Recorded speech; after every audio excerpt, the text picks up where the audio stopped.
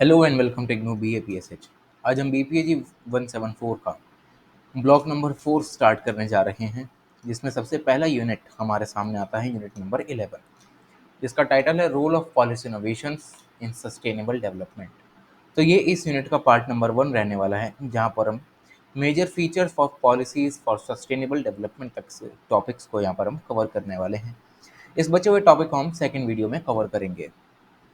तो sustainable development की अगर हम बात करें तो यूनिट नंबर 1 से हम ये देखते आ रहे हैं कि सस्टेनेबल डेवलपमेंट होता क्या है। उसके हमने कुछ पिलर्स भी पढ़े थे कि कितने तरीके के पिलर्स होते हैं। तो यही हमें बताया गया है कि जो एसेंस है सस्टेनेबल डेवलपमेंट के कॉन्सेप्ट का, वो 3 पिलर्स पर यहाँ पर आधारित रहता है, जिनमें इंटीग्रेशन बहुत ही ज़्यादा ज़रूरी है। जिनमें सबसे पहला पिलर आता है environmental pillar. Environmental pillar focus करता है इन्वायरमेंट की क्वालिटी को मेंटेन करके रखने की, क्योंकि अगर इन्वायरमेंट की जो क्वालिटी है वो मेंटेन रहेगी तो हम आसानी से अपनी इकोनॉमिक एक्टिविटीज़ को कंडक्ट करा सकते हैं एक स्मूथ वे में। इकोनॉमिक एक्टिविटीज़ हम करेंगे, हम पैसा कमाएंगे, तो हमारी क्वालिटी ऑफ लाइफ भी यहाँ पर कहीं ना कहीं एनहेंस होगी। तो ये एक पार्ट आता है। सेकंड पिलर हमारे पास आता है सोशल पिलर। अब सोशल पिलर का क्या काम होता है कि जो भी human rights, equality, cultural identity, respect for cultural diversity, race, religion, इन सारे कॉन्सेप्ट्स को लाने की बात हमें की जाती है कि हमें राइट्स को देना चाहिए, ठीक है। इक्वालिटी मेंटेन करके रखनी चाहिए ह्यूमंस के बीच में। किसी कम्युनिटी की अगर कोई पर्टिकुलर कल्चरल आइडेंटिटी है जो उन्हें एक डिस्टिंक्टिवनेस प्रोवाइड करती है, तो उसे हमें प्रिजर्व करके रखना चाहिए। कल्चरल डाइवर्सिटी को रिस्पेक्ट देनी चाहिए। सभी रिलीजन, सभी रेसेस को हमें रिस्पेक्ट देनी चाहिए। तो ये काम होता है हमारे सोशल पिलर का। इकोनॉमिक पिलर की अगर हम बात करें तो इसमें यह है कि नेचुरल, सोशल और ह्यूमन कैपिटल जो है उसको मेंटेन करके रखना, ठीक है। इन तीनों को इंटीग्रेटेड वे में मेंटेन करके रखना, ताकि हमारे लिविंग स्टैंडर्ड्स अच्छे रह सकें, ठीक है। और कहीं ना कहीं हमारी इनकम से भी रिलेटेड रहता ही है, क्योंकि अगर इन्वायरमेंट की क्वालिटी मेंटेन नहीं रहेगी, हम इकोनॉमिक एक्टिविटीज़ नहीं कर पाएंगे। इकोनॉमिक एक्टिविटीज़ नहीं कर पाएंगे, ह्यूमन कैपिटल कैसे बनाएंगे। ह्यूमन कैपिटल नहीं होगी तो इनकम जनरेट कहाँ से होगी। तो ये कहीं ना कहीं सारे तीनों जो पिलर्स हैं वो कहीं ना कहीं यहाँ पर इंटीग्रेटेड रहते हैं। तो इसी के लिए अगर हमें सस्टेनेबल डेवलपमेंट के कॉन्सेप्ट को अचीव करना है, लंबे समय तक सस्टेनेबल डेवलपमेंट करनी है, तो हमें इन तीनों पिलर्स को, इन्वायरमेंटल पिलर, सोशल पिलर और इकोनॉमिक पिलर जो है, उसे हमें इंटीग्रेटेड वे में, उसको ध्यान में रखते हुए हमें पॉलिसीज़ बनानी चाहिए, ताकि ऐसा ना हो कि इन्वायरमेंटल पिलर पर पॉलिसी बना दी, सोशल इकोनॉमिक गए भाड़ में। इसकी वजह से होगा क्या कि कहीं न कहीं हमारी जो ह्यूमैनिटी है वो कोलैप्स कर जाएगी। तो ये सब हमें इंट्रोडक्शन में बताया गया है। और अगर हम सस्टेनेबल डेवलपमेंट की बात करें तो 1980s में कहीं जाके ये अटेंशन गेन करता है, ठीक है। 1980s में होता क्या है कि वर्ल्ड कम्युनिटी को ये लगता है, इंटरनेशनल कम्युनिटी की अगर मैं बात करूँ, तो उसमें एक अवेयरनेस सी आती है कि जो भी नेचुरल रिसोर्सेज हैं वो अनलिमिटेड तो है नहीं, लिमिटेड क्वांटिटी में अवेलेबल हैं। और उस समय की ह्यूमैनिटी जो है वो बहुत ही ज़्यादा उनका यूज़ कर रही है, ओवर एक्सप्लॉइट कर रही है, जिसकी वजह से हमें किसी ना किसी तरीके की इन्वायरमेंट प्रॉब्लम्स झेलने को मिल रही हैं, सोशल इकोनॉमिक इश्यूज आ रहे हैं, पोवर्टी बढ़ रही है, इनक्वालिटी आ रही है, ठीक है। इससे कंसर्न आते हैं कि अगर हमें हेल्दी फ्यूचर चाहिए ह्यूमैनिटी के लिए, तो हमें सस्टेनेबल डेवलपमेंट करना ही पड़ेगा, जो कि 1980 में जाकर पहली बार WCED में यहाँ पर इसकी बात की जाती है। क्योंकि तब ये माना जाता है कि ह्यूमंस की वजह से जो नेचुरल रिसोर्सेज हैं, जो इन्वायरमेंट है, वो बहुत ही तेज़ी से यहाँ पर डिस्ट्रॉय हो रहा है, डेटियोरेट हो रहा है, जिसके जो कंसर्न्स हैं वो यहाँ पर वर्ल्ड कम्युनिटी में उठाए जाते हैं। तो इस सभी से ही जो सस्टेनेबल डेवलपमेंट का कॉन्सेप्ट है वो यहाँ पर निकल के भी आता है। और उसके बाद बहुत सारे गोल्स भी यहाँ पर डिज़ाइन किए जाते हैं। गोल्स की बात हम यूनिट नंबर 4 में कर चुके हैं। गोल्स की अगर मैं बात करूँ तो मेनली 3 जो प्राइमरी गोल्स हैं सस्टेनेबल डेवलपमेंट के, उन्हीं के अराउंड हमारे ये आगे के जो गोल्स हैं वो रिवॉल्व करते हैं। सबसे पहला जो गोल है हमारे पास वो है minimise the depletion of natural resources, कि जो भी हमारे पास नेचुरल रिसोर्सेज हैं उन्हें हमें डिप्लीट होने से बचाना है, ताकि हम डेवलपमेंट कर सकें। सेकंड पॉइंट है कि जो भी डेवलपमेंट हम कर रहे हैं वो एक सस्टेन्ड वे में करें ताकि जो इन्वायरमेंट है उसको हार्म ना हो। थर्ड पॉइंट ये है कि जो भी एग्जिस्टिंग डेवलपमेंट्स हैं हमें उन्हें रीओरिएंट करना है, उन्हें हमें ट्रांसफॉर्म करना है ताकि वो जो डेवलपमेंट्स हैं इन्वायरमेंट को हार्म ना करें, वो इन्वायरमेंट फ्रेंडली बनी रहे। तो ये सभी बात यहाँ पर कही गई है। तो ये बात होती है हमारे गोल्स ऑफ सस्टेनेबल डेवलपमेंट की। अब बहुत सारे ग्लोबल ऑर्गेनाइजेशंस जैसे कि United Nations, NGOs, aid organisations और यहाँ तक कि कुछ नेशनल गवर्नमेंट्स बहुत ही बड़े लेवल पर सस्टेनेबल डेवलपमेंट को इंश्योर करने के लिए स्पॉन्सरशिप देती रहती हैं ताकि जो भी इंडिविजुअल अक्रॉस द वर्ल्ड है उसे पता चले कि सस्टेनेबल डेवलपमेंट हमारे लिए कितनी ज़्यादा ज़रूरी है। तो उसी के अराउंड हमारे पास कुछ सस्टेनेबल डेवलपमेंट से रिलेटेड कुछ पॉइंट्स आते हैं। सबसे पहला पॉइंट आता है हमारे पास eradication of poverty across the world, कि जो गरीबी है हमें पूरी दुनिया से हटानी है। ठीक है, तो जो ऑर्गेनाइजेशंस होती हैं एनजीओ वगैरह, यूएन वगैरह, तो इनका प्राइमरी फोकस ये रहता है कि जो भी लीस्ट डेवलप्ड कंट्रीज़ हैं, लो इनकम कंट्रीज़ हैं, जहाँ पर पॉवर्टी जो है वो पीक पर रहती है, उनका काम ये होता है कि वहाँ से पॉवर्टी को इरेडिकेट किया जाए। वहाँ पर कुछ ऐसे सोशल प्रोटेक्शन प्रोग्राम्स चलाए जाएँ जैसे कि फीडिंग एट स्कूल्स। ठीक है, इंडिया में भी हमें मिड डे मील हमें देखने को मिलती है जहाँ पर एक टाइम का खाना स्कूल्स में ही प्रोवाइड किया जाता है, गवर्नमेंट स्कूल्स में, ताकि जो गरीब लोग हैं उन्हें एक टाइम का खाना मिल सके, कैश ट्रांसफ़र किए जा सकें, फूड असिस्टेंस के लिए टारगेट्स रखे जाएँ, सोशल इंश्योरेंस हो, लेबर मार्केट प्रोग्राम चलाए जाएँ जहाँ पर लेबर की ज़्यादा ज़रूरत हो, लेबर इंसेंटिव वर्क ज़्यादा हो। ठीक है, जिससे कि लोगों को रोज़गार मिले, वो पैसा कमाएँ। स्किल ट्रेनिंग दी जाए, ओल्ड एज पेंशन दी जाएँ, सब्सिडीज़ दिए जाएँ। ठीक है, तो ये सब पॉवर्टी को हटाने के लिए बहुत ही इंपॉर्टेंट टूल्स हैं जिनके लिए हमें पॉलिसीज़ बनानी चाहिए। सेकंड आता है promotion of good health and wellbeing, कि अगर हमें पैसा कमाना है वो बात तो सही है, पर उससे पहले हमें हेल्दी रहना ज़रूरी है, हमें गुड हेल्थ को इनहेरिट करना ज़रूरी है। तो सस्टेनेबल डेवलपमेंट में एक ये भी गोल है कि हमें गुड हेल्थ और वेलबींग को इंश्योर करना है at each stage of life. भले ही वो बच्चा हो, भले ही वो बूढ़ा हो, हर स्टेज में हमें गुड हेल्थ मेंटेन करके रखनी है।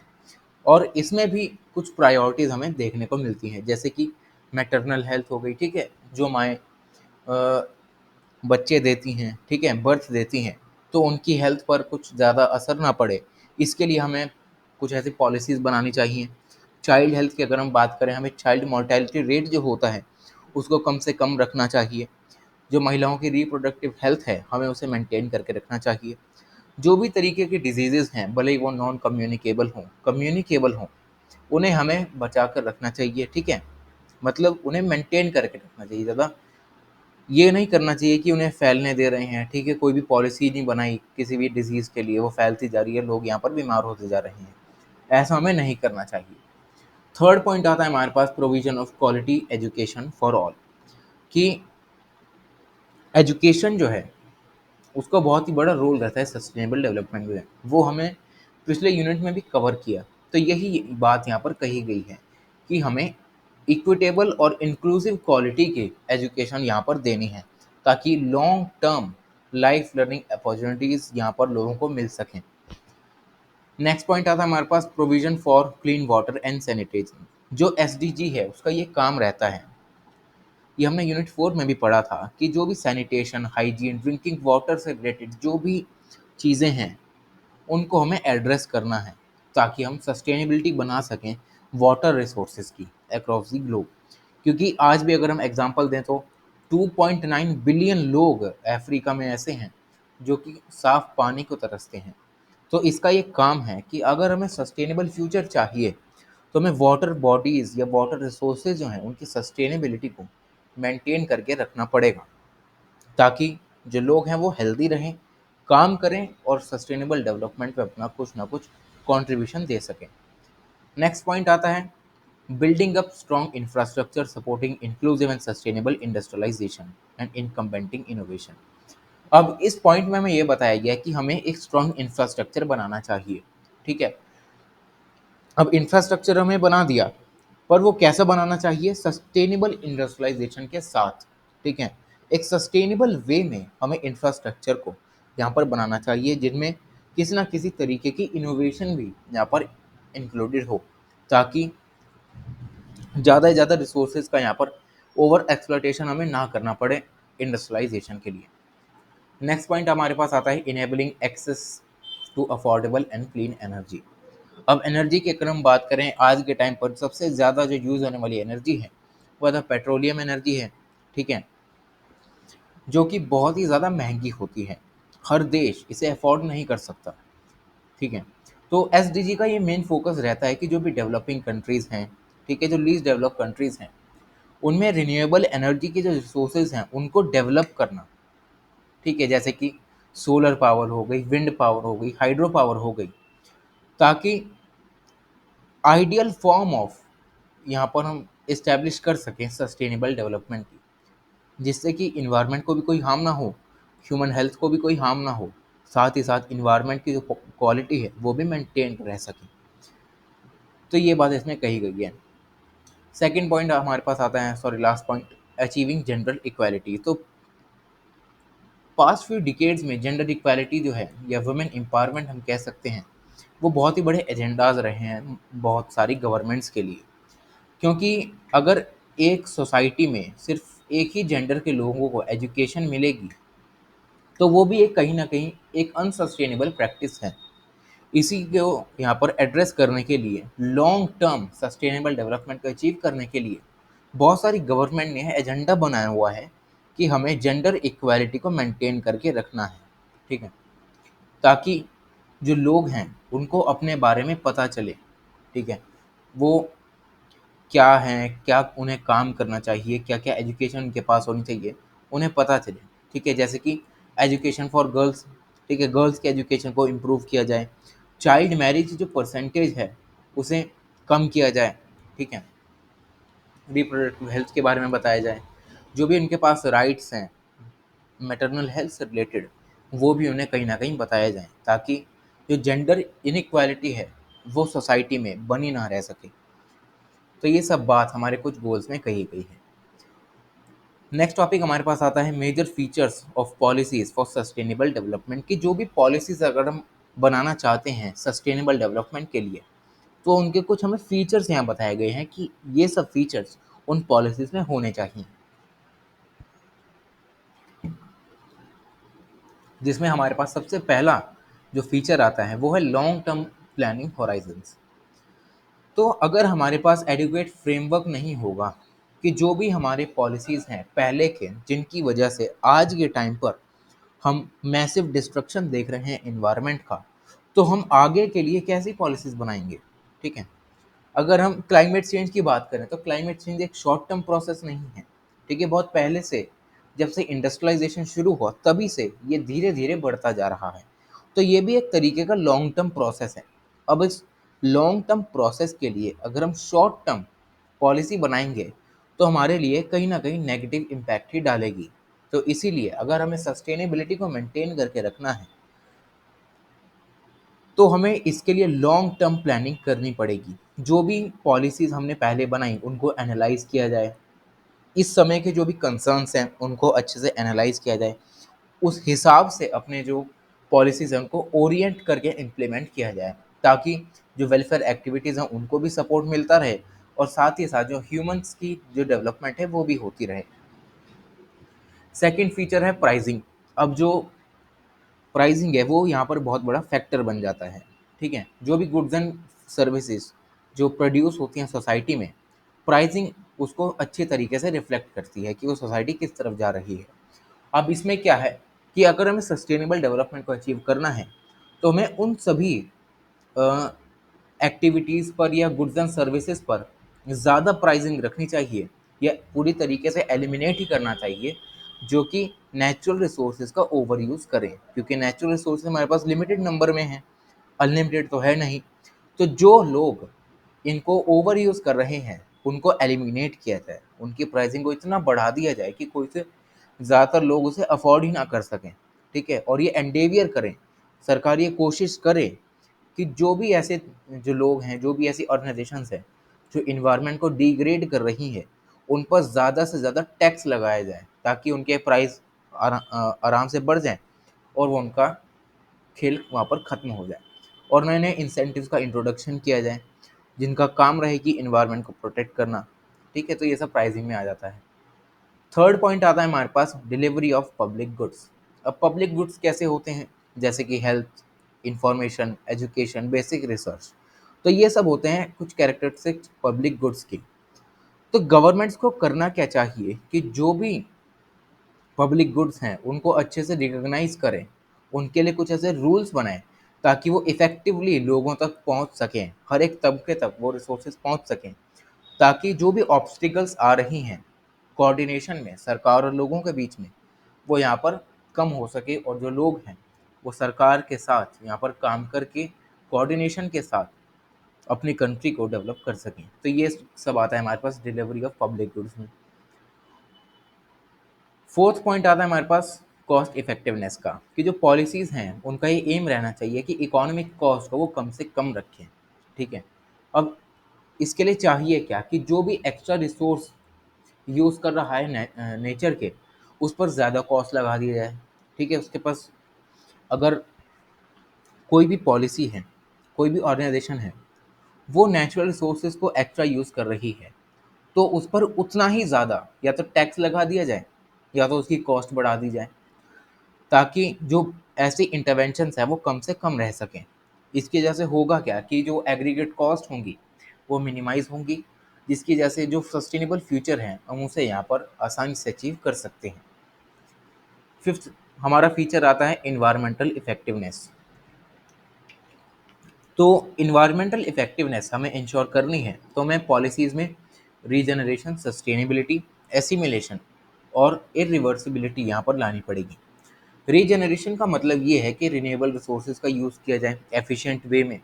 ठीक है, ताकि जो नेचर है उसको भी टाइम मिले कि जो भी नॉन रिन्यूएबल रिसोर्सेज हैं जो डिप्लीट हो चुके हैं उनको दोबारा से रीजनरेट किया जा सके, क्योंकि ये सारे रिसोर्सेज हमारे पर लिमिटेड क्वांटिटी में हैं और आज के टाइम पर हम सबसे ज़्यादा इन्हें ही एक्सप्लॉइट कर रहे हैं। तो रीजनरेशन का होना किसी भी पॉलिसी में वो बहुत ही ज़्यादा इंपॉर्टेंट बन जाता है। सेकेंड पॉइंट आता है हमारे पास सस्टेनेबिलिटी का, सॉरी सब्सटीट्यूटिबिलिटी। ठीक है, जो नॉन रिन्यूएबल रिसोर्सेज हैं उनको एफिशिएंट वे में हमें यूज़ करना चाहिए। उनकी जो नीड्स हैं उन्हें हमें लिमिटेड ही रखना चाहिए, ताकि जो लेवल है उनका इन्वायरमेंट में वो मेंटेन रह सके। ठीक है, उन्हें टाइम मिले दोबारा से रीजनरेट होने का। तो ये सब सब्सटीट्यूटिबिलिटी में आ जाता है। थर्ड पॉइंट आता है हमारे पास एसिमिलेशन। अब एसिमिलेशन का मतलब ये है कि आज के टाइम पर अगर हम देखें तो बड़ी बड़ी जो इंडस्ट्रीज होती हैं वो जो भी उनका वेस्ट जनरेट होता है वो अनट्रीट करके, मतलब उसको किसी भी तरीके का उसका कोई ट्रीटमेंट नहीं करते हैं, या तो खुले में डंप कर देते हैं या वो वाटर बॉडी में फेंक देते हैं। वाटर बॉडी में फेंकते हैं, वहाँ पर एक्वेटिक जो लाइफ है उसको नुकसान होता है, वाटर पॉल्यूशन बढ़ता है। खुले में फेंकते हैं, वहाँ पर बीमारियाँ फैलती हैं। तो ये चीज़ें हमें हम इन पॉलिसीज़ में रखनी चाहिए कि जो भी हैज़ार्डियस या पॉल्यूटिंग सब्सटेंसेस किसी भी ऑर्गेनाइजेशन या इंडस्ट्री से निकले, ठीक है, उसकी एक लिमिट तय कर दी जाए कि इस लिमिट के बाद यहाँ पर आप किसी भी तरीके का कोई हैज़ार्डियस या पॉल्यूटिंग एजेंट यहाँ पर इन्वायरमेंट में डंप नहीं कर सकते। अब इससे होगा क्या कि हमारी जो ह्यूमन हेल्थ है उसको प्रोटेक्शन मिलेगी, इन्वायरमेंट को प्रोटेक्शन मिलेगी। ठीक है, तो ये सब एसिमिलेशन से होता है। उसके बाद अवॉइडिंग इरिवर्सिबिलिटी, जो ह्यूमन एक्टिविटीज़ की वजह से जो भी इरिवर्सिबल इफेक्ट्स हुए हैं इकोसिस्टम पे, बायो जियोकेमिकल साइकिल्स पे, हाइड्रोलॉजिकल साइकिल्स पे, उन्हें हमें अवॉइड करके रखना चाहिए ताकि जो इन्वायरमेंट है अपनी क्वालिटी को मेंटेन करके रख सके। उसके बाद आता है पॉलिसी इंटीग्रेशन।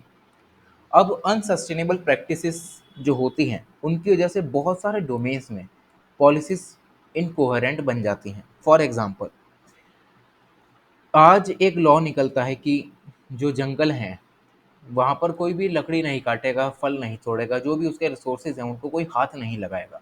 ठीक है, अब उसी जंगल में रहने वाली कुछ आदिवासी कम्युनिटीज़ भी होंगी। ठीक है, अब मेनली जो आदिवासी कम्युनिटी होती हैं उनका जो जुड़ाव होता है वो नेचर से ही होता है, जंगल से जुड़े रहने वाले लोग होते हैं जो कि नेचुरल रिसोर्सेज का यूज़ करते हैं अपने रहन सहन के लिए। तो सरकार ने अगर ये नियम बना दिया कि जंगल में कोई भी फल नहीं तोड़ेगा, कोई भी रिसोर्सेज को एक्सप्लॉइट नहीं करेगा, लकड़ी नहीं काटेगा, इसकी वजह से ये जो आदिवासी कम्युनिटी हैं, ये तो बर्बाद हो जाएंगी, ठीक है, इनका रहना मुश्किल हो जाएगा। और हमने ऊपर देखा कि अगर हमें सस्टेनेबल डेवलपमेंट को अचीव करना है तो social pillar, environmental pillar, economic pillar, इन सभी को हमें इंटीग्रेट करके पॉलिसी बनानी चाहिए, तभी सस्टेनेबल डेवलपमेंट अचीव होगा। तो ये एक अनसस्टेनेबल प्रैक्टिस है कि सिर्फ इन्वायरमेंट पर ध्यान दे रहे हो, ठीक है, उनमें रहने वाली कम्युनिटी पर ध्यान नहीं दे रहे हो, तो ये सब एक अनसस्टेनेबल प्रैक्टिस है, जिसकी वजह से बहुत सारी पॉलिसीज इनकोहेरेंट हो जाती हैं, ठीक है। तो इससे हमें यहाँ पर बचना चाहिए। अगर हम इकोनॉमिक पिलर की बात करें तो फॉर एग्जांपल आज सरकार ने कोई नियम निकाल दिया कि जंगल से कोई भी लकड़ी नहीं काटेगा। तो कोई भी अगर लकड़ी नहीं काटेगा तो लकड़ी से बनने वाली जो भी चीज़ें होंगी, उनको बनाने वाले जो होंगे वो कोलैप्स कर जाएंगे, उनका रोजगार उनसे छिन जाएगा। तो ये भी एक अनसस्टेनेबल प्रैक्टिस है। इसीलिए जो भी पॉलिसीज हम बनाएं उनको एक बेटर इंटीग्रेशन के साथ बनाएं ताकि कोहेरेंस यहाँ पर बना रहे, इकोनॉमिक पिलर, इन्वायरमेंटल पिलर और सोशल पिलर में, ठीक है। तो ये सब पॉलिसी इंटीग्रेशन में आता है कि किसी भी पिलर को हमें ऐसा नहीं करना है कि हमने पूरा नेग्लेक्ट ही कर दिया, ठीक है। जो तीनों पिलर्स हैं हमारे, इकोनॉमिक, इन्वायरमेंटल, सोशल, इनको हमें इंटीग्रेट करके हमें पॉलिसीज बनानी चाहिए ताकि सस्टेनेबिलिटी मेंटेन हो सके। उसके बाद आता है हमारे पास प्रिकॉशन। अब जो भी थ्रेट्स हमें मिल रहे हैं आज के टाइम पर, उनको देखते हुए सरकार को यहाँ पर पॉलिसीज बनानी चाहिए, उनके प्रिकॉशन को देखते हुए कि आज हम ये पॉलिसीज बना रहे हैं तो हम ये प्रिकॉशन से बना रहे हैं ताकि आगे जाकर ऐसा कोई चीज़ ना हो जो कि हमारे ऊपर यहाँ पर भारी पड़ जाए, ठीक है। प्रॉपर साइंटिफिक रिसर्च के साथ हमें पॉलिसीज़ को फ्रेम करना चाहिए ताकि जो भी हमारे पास रिसोर्सेज हैं, ठीक है, उनका अच्छे से एनालिसिस हो, साइंटिफिक स्टडी हो, ठीक है, एक प्रिकॉशन के साथ एक पॉलिसी बने ताकि सस्टेनेबल डेवलपमेंट यहाँ पर अचीव हो सके। उसके बाद आता है इंटरनेशनल कोऑपरेशन। अगर हमें सस्टेनेबल डेवलपमेंट के कॉन्सेप्ट को डीप में लेके जाना है तो उसके लिए इंटरनेशनल इंटरडिपेंडेंसी लगेगा ही लगेगा, ठीक है, ताकि हम इसके स्पिलओवर को परवेजिव बना सकें। अब अगर हम रखेंगे कि हमारा नैरो फोकस है कि हमें बस सेल्फ इंटरेस्ट की पड़ी, हमें दूसरों की कुछ नहीं लेना, तो वो हमारे किसी काम का नहीं रहेगा। अगर सारे देश जो भी वर्ल्ड में हैं एक साथ आएंगे, कोऑपरेट करेंगे, तो इससे होगा क्या, सबकी प्रॉब्लम्स सुनी जाएंगी, सबके सॉल्यूशंस निकाले जाएंगे, कोऑपरेशन ज़्यादा होगा, ठीक है, पॉलिसीज बेहतर तरीके से कोई बना पाएगा। इसीलिए सस्टेनेबल डेवलपमेंट को अचीव करने के लिए जो भी हम पॉलिसी बनाएं उसमें इंटरनेशनल कोऑपरेशन का होना ज़रूरी है। लास्ट में पॉइंट हमारे पास आता है ट्रांसपेरेंसी एंड अकाउंटेबिलिटी, कि हमने इंटरनेशनल कोऑपरेशन भी कर लिया, अब उसमें ट्रांसपेरेंसी हो, अकाउंटेबिलिटी हो, ऐसा ना हो कि जो गरीब देश हैं, ठीक है, जिनके पास ज़्यादा पैसा नहीं है, उनकी ना सुनी जाए, जो अमीर देश है उनकी ही सुनी जाए। इससे होगा क्या कि डिस्टॉर्शंस पैदा होने लग जाएंगे इंटरनेशनल कोऑपरेशन में, सस्टेनेबल डेवलपमेंट तो यहाँ पर फिर हो ही नहीं सकता। तो इसीलिए अगर हमें इसको मेंटेन करके रखना है तो पार्टिसिपेटरी अप्रोच का होना बहुत ही ज़्यादा ज़रूरी है, जहाँ पर सारे लोग पार्टिसिपेट करें, एक क्राइटेरिया सेट कर दिया जाए, ठीक है, जिससे होगा क्या, जो डिसीजंस हैं वो इन्फॉर्म्ड रहेंगे, ठीक है, उनमें किसी ना किसी तरीके का कोई भी डिस्टॉर्शन नहीं होगा, अकाउंटेबिलिटी बनी रहेगी, ठीक है। तो ये सब हमें इस पूरे पार्ट में बताया गया है। तो ये खत्म होता है हमारा BPAG 174 का यूनिट नंबर 11 का part number 1। Thank you so much.